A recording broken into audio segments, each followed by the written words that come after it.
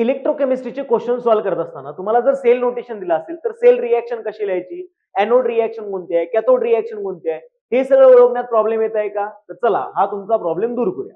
पहा, sale notation आपल्याला या पद्धतीने दिसतं.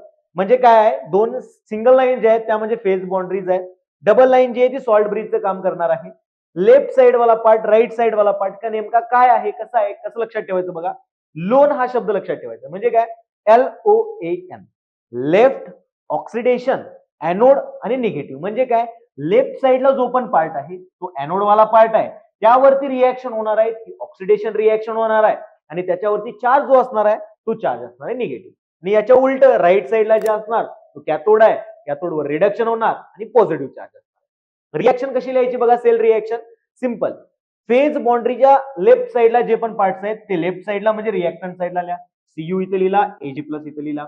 राईट साइडला जे ते राईट साइडला लिहा, Cu2 प्लस एजी या साइडला लिहिला. आता बघा, Cu2 प्लस दोन इलेक्ट्रॉन्स इन्व्हॉल्ड आहेत आणि एजी प्लस टू एजी एकच इलेक्ट्रॉन इन्व्हॉल्ड आहे, म्हणजे याला आपल्याला 2 न मल्टिप्लाय करणं गरजेचं आहे, जेणेकरून चार्ज पण काय होईल, बॅलन्स होईल.